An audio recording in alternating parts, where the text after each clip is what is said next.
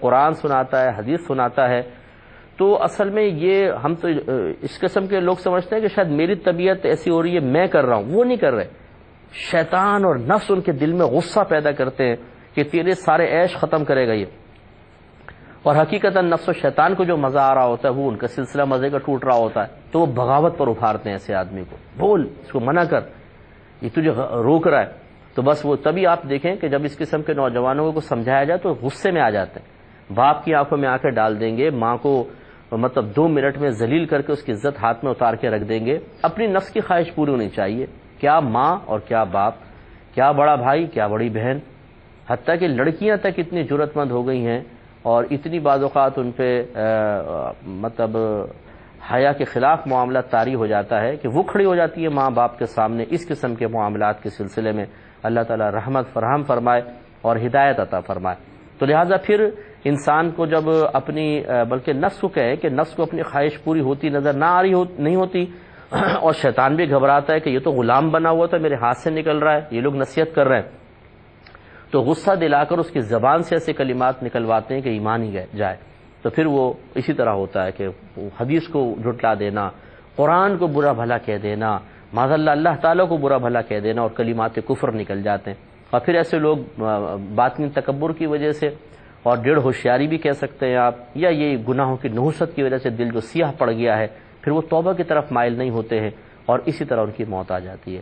رحمت کونین صلی اللہ علیہ وسلم نے بالکل صحیح فرمایا کہ جب انسان ایک گناہ کرے تو اس کے دل پر ایک سیاہ نقطہ لگا دیا جاتا ہے. اگر وہ رک جائے اور توبہ کر لے تو نقطہ مٹا دیا جاتا ہے، لیکن اگر توبہ نہ کرے ایک اور گناہ کر لے تو ایک اور نقطہ لگا دیا جاتا ہے. اور فرمایا انسان گناہ کرتا رہتا ہے حتیٰ کہ اس کے دل پہ نقطے لگتے رہتے ہیں اور ایک وقت آتا ہے اس کا دل مکمل طور پہ سیاہ پڑ جاتا ہے.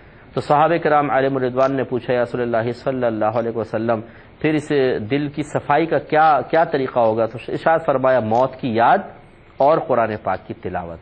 2 چیزیں سرکار نے فرمایا. قرآن پاک کی تلاوت سے مراد یہ نہیں جیسے ہم لوگ عربی لے کے بیٹھ جاتے سمجھ کچھ بھی نہیں آ رہا، پڑھے جا رہے ہل ہل کے پڑھے جا رہے ہیں. اس قسم کی تلاوت حقیقتاً آپ کے قلب کی صفائی کا کام نہیں کر سکتی ہے. ثواب دلوائے گی، قلب کی صفائی نہیں ہوگی. ترجمہ تفسیر کے ساتھ کہ جیسے میں آپ کی خدمت میں عرض کر رہا ہوں، اس سے کچھ سیکھ کر جب آدمی کرتا ہے تو پھر ذہن پاکیزہ ہوتا ہے، دل پاکیزہ ہوتا. تو مسئلہ یہ ہے کہ دلوں پہ زنگ جب لگ جاتا ہے اور دل گناہ کر کر کے سیاہ پڑ جائے تو پھر کوئی نصیحت کام نہیں دیتی ہے. پھر ایسے لوگوں کو صرف ایک ہی چیز نظر آتی ہے، ہر وقت گناہ گناہ گناہ گناہ گناہ گناہ گناہ گناہ. اور ایسے ہی لوگوں کی صحبت اچھی لگتی ہے، ایسی ہی گندی گفتگو سے دل کو سکون ملتا ہے، ایسی ہی محفلوں میں وقت آرام سے پاس ہوتا ہے. یا اپنا کمرہ اندر سے لاک کیا اور نیٹ پہ بیٹھ گئے، کئی گھنٹے بلکہ پوری راتیں برباد کر لی، ٹھیک ہے جی، اس میں مزہ آنے لگ جاتا ہے. اور اس طرح زندگی بھی ضائع ہوتی ہے، توانائیاں ضائع ہوتی ہیں، ذہنی اور جسمانی بیماریاں لگ جاتی ہیں اور انسان پھر ختم ہو جاتا ہے. تو اب یہ جو ایک مصیبت ہے اللہ تعالیٰ سب کو محفوظ فرمائے. دیکھیے اللہ تعالیٰ یہ کفار کا طریقہ تھا. وہ ہوتا یہ تھا کہ جو کافروں کی اصل ماں ہوتی تھی، یعنی جس سے وہ پیدا ہوئے ہیں، اس کو تو وہ ادب احترام بھی کرتے تھے. لیکن اگر باپ نے اور شادیاں کی ہوتی تھیں تو پھر بس جیسے باپ کا انتقال ہوا وہ سمجھتے تھے کہ بس یہ تو ہماری حقیقی ماں کوئی ہے. وہ اس سے نکاح کرتے تھے باقاعدہ، اور بعض اوقات نکاح کے بغیر اس کو اپنے ساتھ رکھ لیتے تھے اور ان سے پھر ناجائز تعلقات قائم کرتے تھے. ہمارے رب کریم نے محارم کا تصور عطا فرمایا کہ محارم یہ ایسی ہیں کہ ایسی عورتیں ہیں کہ جن سے تعلق قائم کرنا بالکل منع ہے اور حرام ہے. اس میں سب سے پہلے جو اللہ تعالیٰ نے ذکر فرمایا، ارشاد فرمایا، یہ سورہ نساء ہے آیت نمبر 22 کہ وَلَا تَنْكِحُوا مَا نَكَحَ آبَاؤُكُم مِّنَ النِّسَاءِ إِلَّا مَا قَدْ سَلَفَ. ارشاد فرمایا اور نہ تم نکاح کرو ان عورتوں سے جن سے تمہارے باپوں نے یا داداؤں نے نکاح کیا، ان جن عورتوں سے، إِلَّا مَا قَدْ سَلَفَ مگر جو پہلے گزر گیا.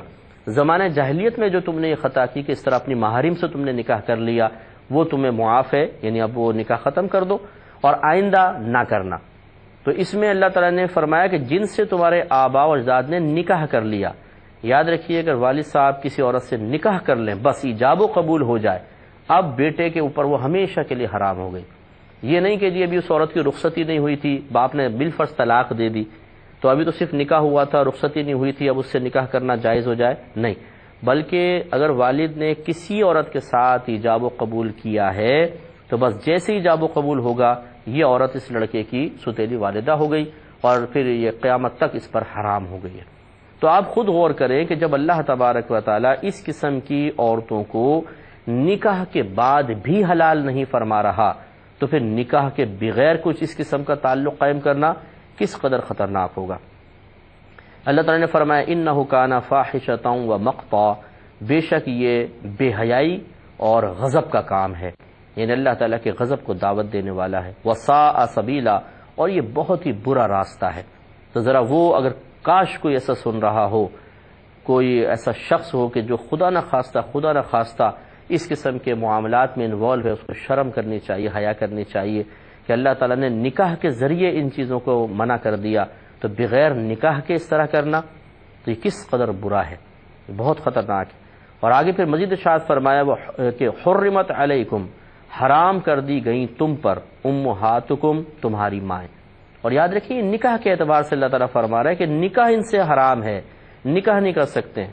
تو پھر معاذ اللہ ثم معاذ اللہ وہ ناجائز تعلق جو عام عورتوں سے ناجائز حرام ہے، محارم سے کیسے ہو سکتا ہے؟ آپ خود سوچئے کس قدر یہ بڑا غضب کو دعوت دینے والا ہے اور کس قدر برا فعل ہے۔ حرمت علیکم امہاتکم، حرام کر دی گئیں تم پر تمہاری مائیں، و بناتکم، اور تمہاری بیٹیاں، و اخواتکم، اور تمہاری بہنیں، و عماتکم، اور تمہاری پھپھیاں، و خالاتکم، اور تمہاری خالائیں، و بنات الاخی، اور بھتیجیاں بھائی کی بیٹیاں، و بنات الاختی، اور بہن کی بیٹیاں، و امہاتکم اللاتی ارضعنکم، اور تمہاری وہ مائیں جنہوں نے تمہیں دودھ پلایا۔ اگر کوئی عورت کسی بچے کو، کسی بھی عورت کے بچے کو 2.5 سال کی مدت کے اندر یعنی اس بچے کی جو 2.5 سال کی عمر ہے اس میں اگر دودھ پلا دیتی ہے، 2.5 سال اس کی مدت ہے۔ ویسے ماں اگر سگی ماں پلائے گی تو 2 سال مدت ہے، 2 سال کے بعد دودھ پلانا حرام ہے، لیکن یہ رضاعت کا حکم ہے، ثابت ہونے کا، ماں کا رشتہ بننے کا، یہ 2.5 سال مدت ہے۔ اگر کوئی عورت بچے کی عمر کے ابتدائی 2.5 سال کے اندر اس کو دودھ پلا دے گی، ایک قطرہ بھی پلا دے گی، اس کے معدے میں بس پہنچنا چاہیے، حلق سے نیچے اترا نہیں کہ یہ اس کی ماں بن گئی، تو ایسی ماؤں سے بھی نکاح کو اللہ تعالیٰ نے منع فرما دیا۔ اب چونکہ وقت کم ہے، یہ آیت پہ انشاءاللہ میں نیکسٹ پروگرام میں کلام بھی کروں گا اور اس میں ہم کچھ باتیں مزید سمجھائیں گے۔